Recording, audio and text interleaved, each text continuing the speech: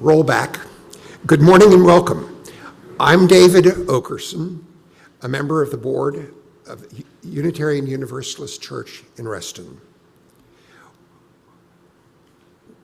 Whether you're on Zoom or here in the church sanctuary, we are glad that you are with us this morning.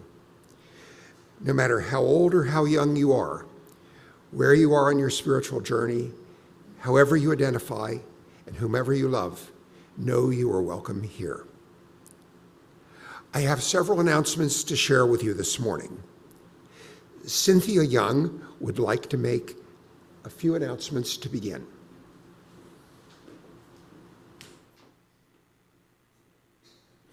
Good morning. I have two quick announcements. Children's choir rehearsal is happening today, yay, after service at 11:15 right here in the sanctuary. So I would just request that once children's choir rehearsal begins, if we could just keep the sanctuary quiet. Thank you.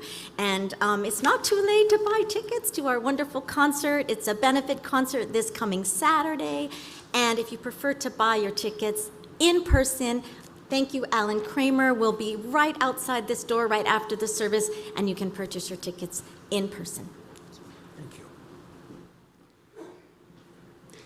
Thank you, Cynthia. UUCR will be holding a newcomer orientation on Saturday, November 2nd at 9:30 a.m. Whether you are brand new or newish to UUCR, this is the event to attend if you have questions about Unitarian Universalism or UUCR in particular. This informative event will be hosted by Reverend Aileen and UUCR leaders. Breakfast, snacks, and lunch will be provided, and childcare will be available if requested in advance. For questions or to RSVP, contact the membership committee, Chairman Kathy Delicianis in the back. Please submit your announcements for next week's e-blast to Harry by Tuesday. If you are new to UUCR or would like to talk, Reverend Aileen will be holding coffee in the boardroom immediately after the service, so please feel invited to attend. Now let us center ourselves for worship. Please take some deep, quieting breaths with me.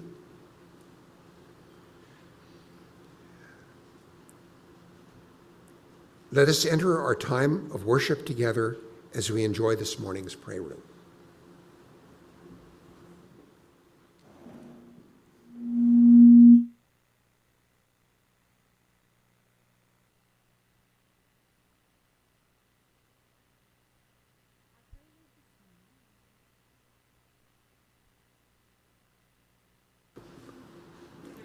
Can you hear me now? Oh. Our prelude this morning is something we're all going to sing together. It's a sweet traditional round called A Wise Old Owl. So I'm going to sing it for you first. It has hand motions as well, and it's going to get us in the mood for our service theme today. So here we go.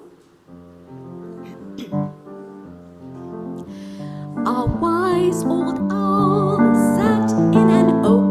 The more she heard, the less she spoke. The less she spoke, the more she heard.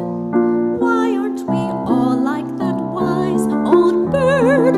Why aren't we more like that bird? That's our song. Okay, are you ready? I didn't do all the motions. So the first motion we're going to do is to have our hands up here like an owl. And the first line, are the words up there for you? Oh, yes, lovely. Harry made the slide for us. So it goes, a wise old owl sat in an oak. We're going to sit in the oak tree. Okay, let's try that. A wise old owl sat in an oak. Awesome. The more she heard, the less she spoke. You got it. The less she spoke, the more she heard. Why aren't we all like that? Why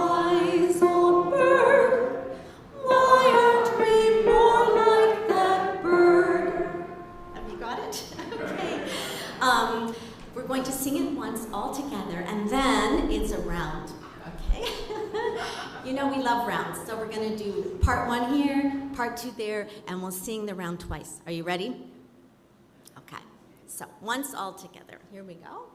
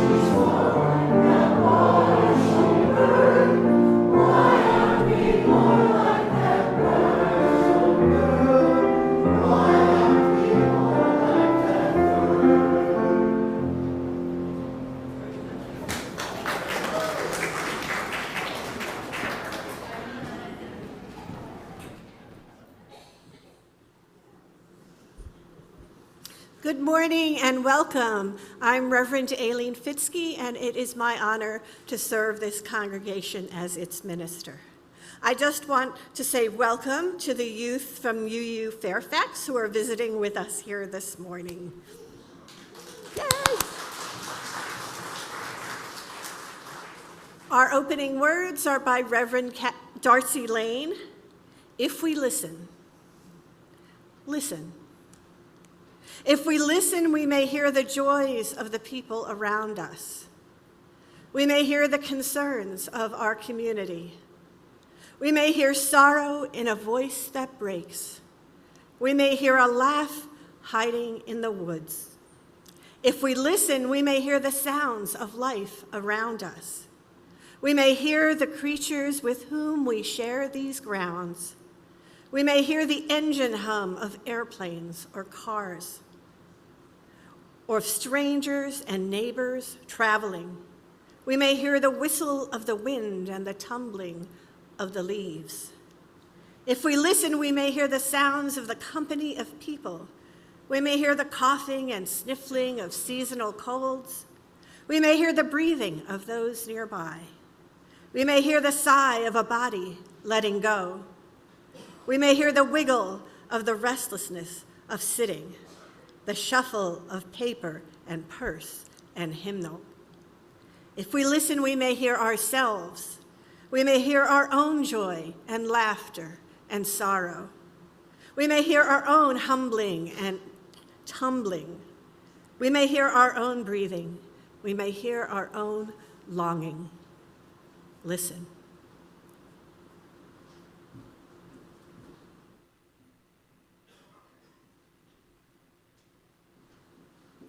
Our opening hymn is number 1008 in the Diehl hymnal. Please rise in body or spirit and join us in singing.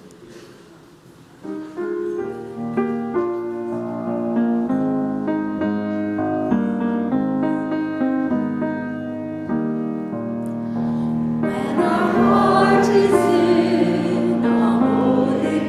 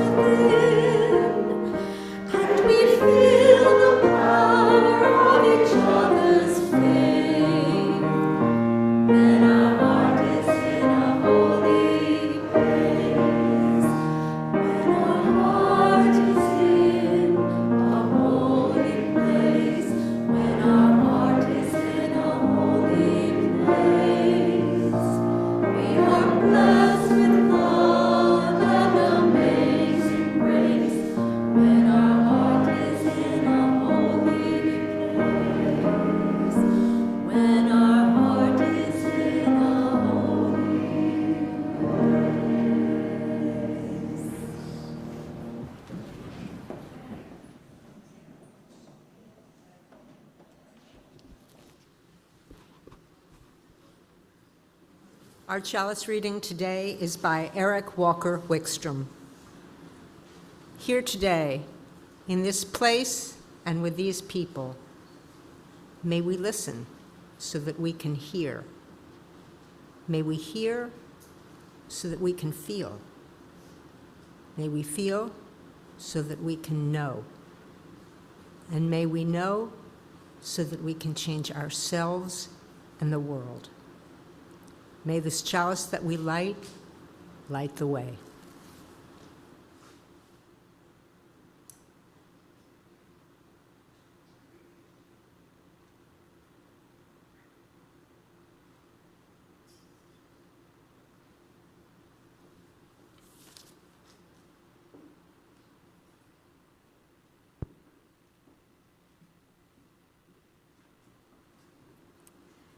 Here at UUCR, we have a closely held tradition of singing our covenant together every Sunday morning. Love is the spirit of this church. So we will remain seated as we sing our covenant. And if you are visiting us today for the first time, we hope you will accept this song as a kind of blessing to you.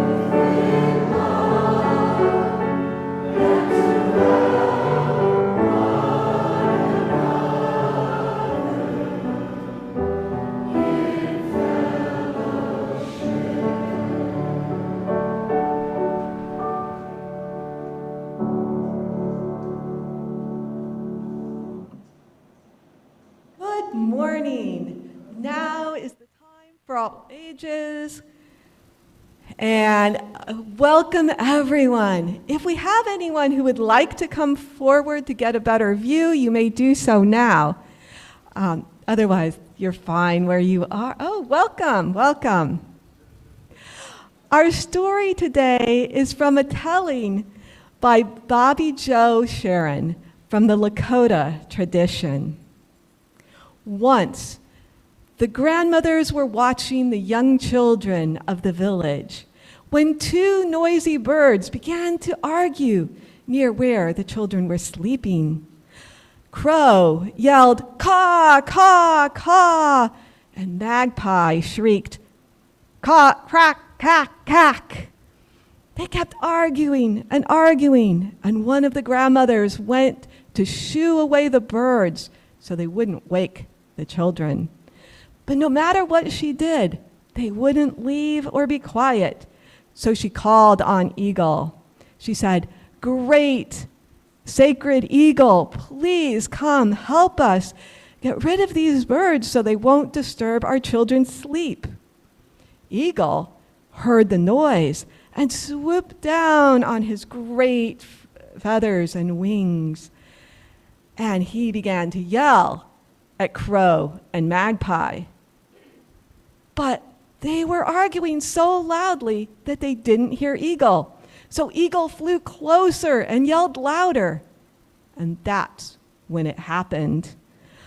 Crow and Magpie were flapping their wings and arguing, and they hit Eagle's wing, and an eagle feather fell down.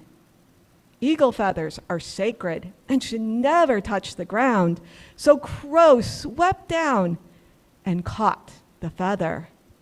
As Crow returned to the branch where Magpie was, Crow heard Magpie say, "Oh, great Eagle, I am so sorry. We didn't notice you, and I made you lose a feather." Crow was astounded. Was this the rude Magpie saying such honorable words? Crow held onto the feather and said, "Sometimes I'm a naughty bird, but this is the worst I've ever done, I think. I'm so sorry I hurt you." And Crow handed the feather to Magpie to give back to Eagle. Magpie said, "I'm so sorry. I was more worried about talking loudly than solving our problem." And Magpie looked to Crow for understanding. Crow and Magpie both understood without words that they had caused this through their arguing. And Crow took the feather and said, "I'm sorry we disturbed the two-legged children and made you lose a feather. Here, please take the feather back and forgive us."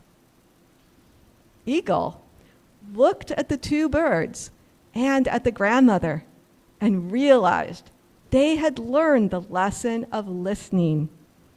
Eagle said, "Give the feather to the grandmother so she can decorate it with beads and furs and make it even more beautiful, and then keep it in her lodge." And to grandmother, Eagle said, "Whenever there is a gathering, when people's ears may be shut, bring out the feather, and whoever holds the feather will be the only one who may talk. After they are done, they'll pass it to the next person until everyone has had their say." That's the end of the story, and yet it continues as Indigenous people across what is now the US and Canada continue to use the talking feather or talking stick in many of their gatherings. And may we learn from them and listen to what they have to say and what each of our neighbors have to say. We'll be exploring this further in religious education. So now please sing the children out with "Go with Joy."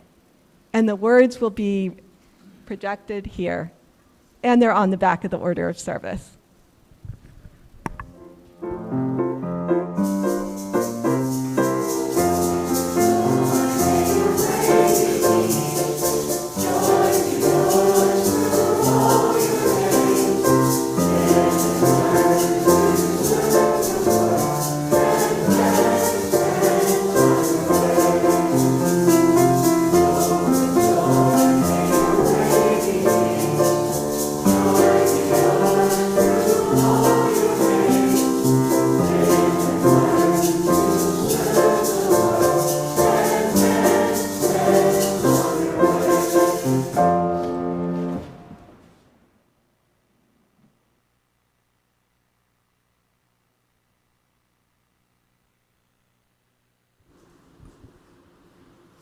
It is now the time in our service for the sharing of joys and concerns, so that no one ever has to hold them alone. If you are joining us remotely this morning, you may wish to light a real or virtual candle where you are to mark what is in your heart this morning, while those in the sanctuary place stones in the bowls. If you are at home and would like to share your joys and sorrows in the congregational chat on the screen, please write to all attendees, and please remember what you share will be public. Those at home may then read each other's joys and concerns that are shared in the chat and enter into their own time of prayer and reflection as we in the sanctuary come forward and place our stones in the water. And I invite those in person to come forward.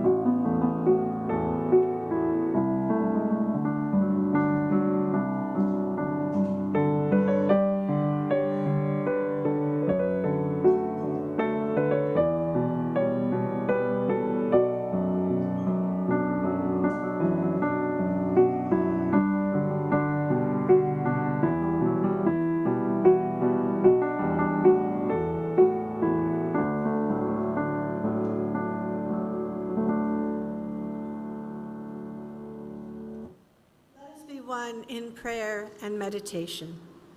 Spirit of life and love that so faithfully animates our creation, we are grateful for this community that is with us in times of both joy and sorrow. We hold in our hearts this morning all who are facing difficulty or hardship, those who are grieving or facing illness or disability in themselves, their friends, or their loved ones. In particular, this morning, we hold in our hearts and prayers all the victims of Hurricane Helene. For them, we light this candle.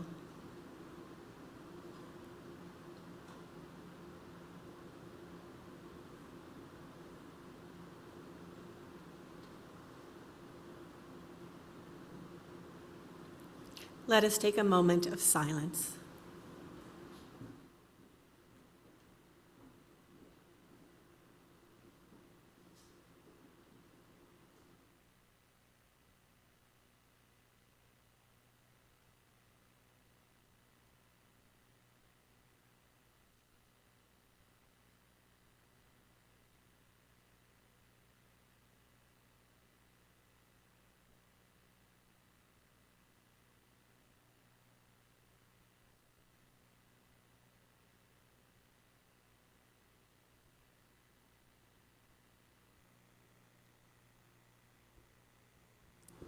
As a self-funded church, UUCR relies on the generosity of its members and friends to fund daily operations and to ensure that its church and its resources are here for us and others, now and in the future.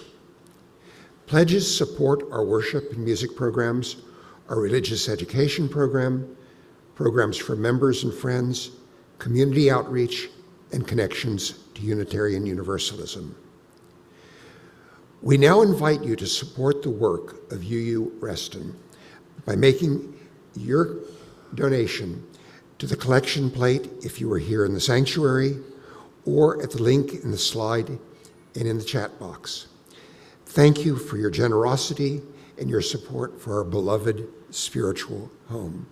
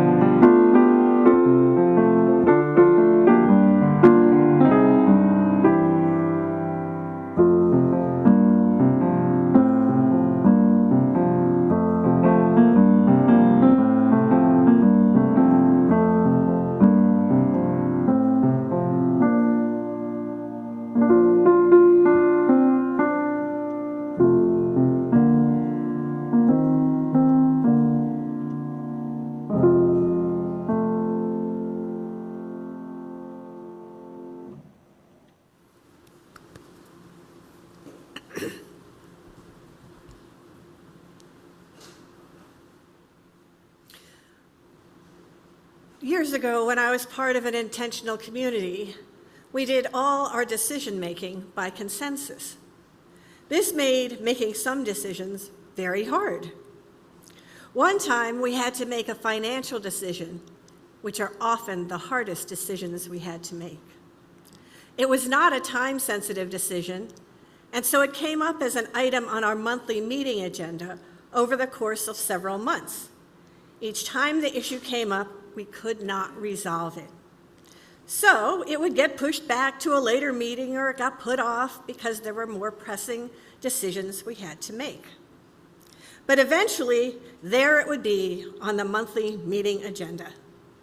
And we would hash it out with all the same old arguments on all the same different sides of how this decision should be resolved. And it would not get resolved. Finally, some astute person, I know it wasn't me, after listening to everyone over the course of the months, finally said, "I don't think this decision is about the matter at hand. I think it's about something else." This person had been listening for the several months and heard what was behind the words and the endless discussions. Sometimes listening is not about the words we hear, but about the meaning behind the words. This person was right. The real issue was not the decision we had to make, but rather it was about our individual relationships to money. So we spent time over the next several meetings exploring with each other our personal relationships to money, what it meant to us, how it affected us as children, even our relationships with our parents to money, and how it affected our own perceptions. Now, some of you are thinking this is ridiculous, that we should have been able to make the decision without this side digression. But it was absolutely necessary. And when the financial decision was put on the agenda again, it passed easily. It was because we had taken the time to listen to each other, to help see the meaning behind the words each of us was saying. Because sometimes listening is about hearing something that is not being said. Listening, really listening, is becoming a lost art. With the advent of all our devices, these things that were supposed to make our lives simpler have instead made our lives more complex and busier. Instead of seeing each other face to face or even making phone calls, often our communication is down to texting or instant messaging, whatever form that takes. I am as guilty of this as anyone else. When we are taught about good communication, we are taught how to get our point across, how to argue and debate, how to make ourselves heard. In her book, You Are Not Listening to Me, Kate Murphy notes, in the 2,048-page volume, the International Encyclopedia of Interpersonal Communication, there is only one reference to listening. There are a lot of books and websites about how to listen, but they are often associated with business management and executive coaching. They teach a person good techniques for listening, and they are good techniques for listening. But their aim is not really to listen at all, but rather to get what you want from the encounter. If we use listening simply for our own ends, it is not really listening. Listening, really good listening, requires curiosity, the willingness to want to know the other person with whom you are speaking. Kate Murphy writes, "To listen is to be interested, and the result is more interesting conversations. The goal is to leave an exchange having learned something. You already know about you. You don't know about the other person or what you can learn from that person's experience.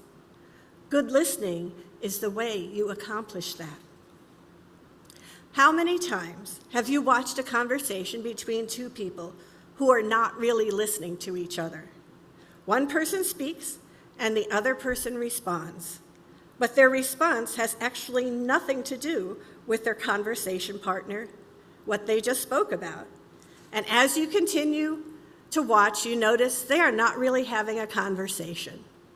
Each of them is simply trying to make their own point without actually listening what their conversation partner has just said. One might recall certain recent debates, which were a good model for this. But even in good debates, those who are good listeners are also the ones who are the best debaters. During my time in clinical pastoral education working as a hospital chaplain, we were taught explicitly how to listen. Listening is not about fixing or giving solutions, because in hospital chaplaincy, sometimes there is no fix or no solution. It is not about relating similar experiences about your time in the hospital or your experience with a similar illness, because the visit isn't about you. It is simply about listening. And if you do it well during the course of a successful visit, it may turn out that you have said nothing at all. And yet, the patient is grateful that you stopped by. Listening, like in my story about community decisions above, is also about listening for what might be behind the words. An example might be when a friend says, "At work, I just got moved to an office on a different floor." It is a statement, and yet it can mean a plethora of things. A good listener might at this point notice the demeanor of the other person. Are they happy? Are they dejected? Does they seem excited or depressed? We might miss the underlying message. It might mean a demotion. It might mean that they got a promotion, but moving to a different office will be a major pain. When you are not listening well, you might go on to tell the story of how you got a promotion and what moving to a different office meant to you, and you might miss the chance to understand what the other person really wanted to say. It might not have been about the office at all. But if you practice empathy and curiosity and prompt the other person with thoughtful questions, you might find the deeper meaning to what the other person is trying to say. And always allow space for silence, a pregnant pause, a moment for both of you to take a breath. In that silence, in that pause, might be the room that the other person needs to tell their story. It is how we cultivate greater connection.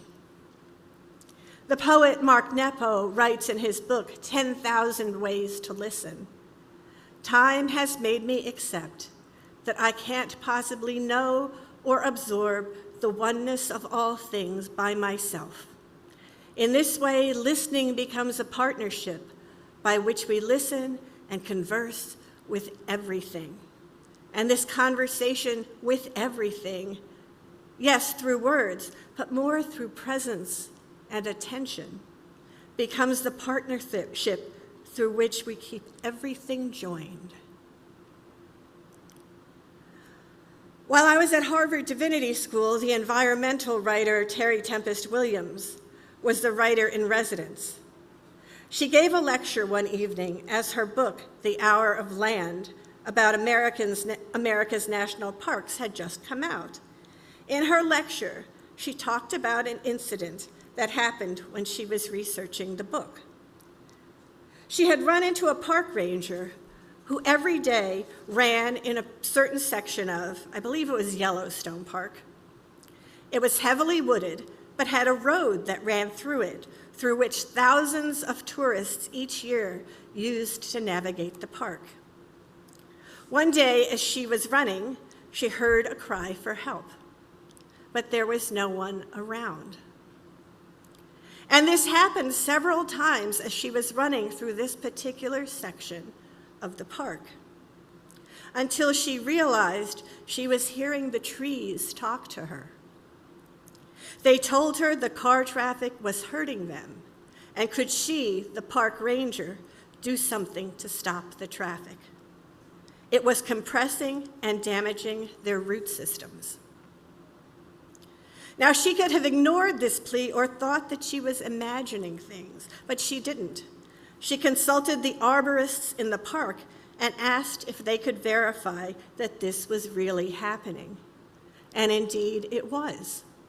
So they closed that particular part of the park to tourist travel so the trees could recover. Probably few of us are ever going to be asked to listen in that way. We are by nature storytelling creatures. For centuries, knowledge was passed down through oral tradition, and so people were trained to listen. It was how they passed on culture, and it was how they learned, and it was how they survived. Deep listening was cultivated and practiced. We can learn to listen more deeply again. The prayer of St. Francis has within it this line, "Grant that I may have the ability to be understood as to understand." Learning to listen allows us the possibility of being understood and being able to understand others. Amen, and blessed be.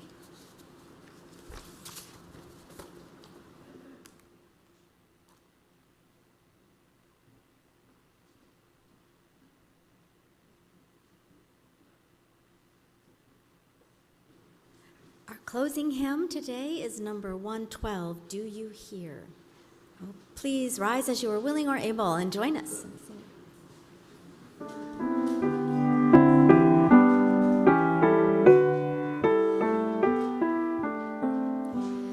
Do you hear, oh my friend, in the place where you stand, through the sky, through the land? Do you hear, in the heights on the plain, in the vale on the main, in the storm, in the rain? Do you hear, Through the roar, through the rush, through the throng, through the hush, do you hear in the hush of your soul, Hear the cry, hear hold still, hear the heart call to will, hear a sigh startling true in your soul, in your soul. From the place where you stand to the outermost strand, do you hear, oh my friend? Do you hear, all the dreams, all the tears, all the sighs, all the prayers? They are yours, mine and theirs. Do you hear,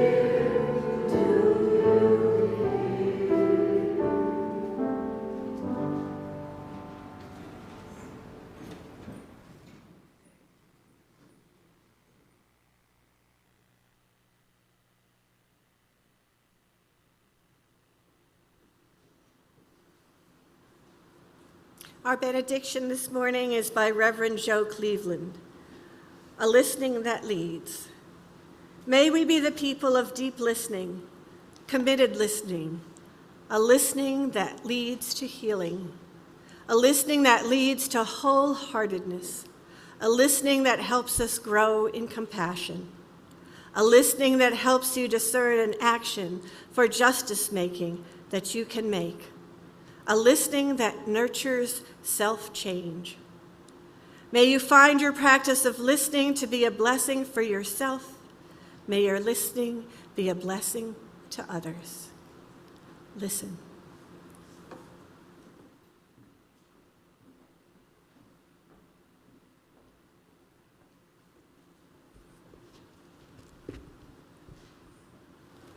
Now we extinguish this flame, but not the light of truth, the warmth of community, or the fire of commitment. These we will carry in our hearts until we are together again.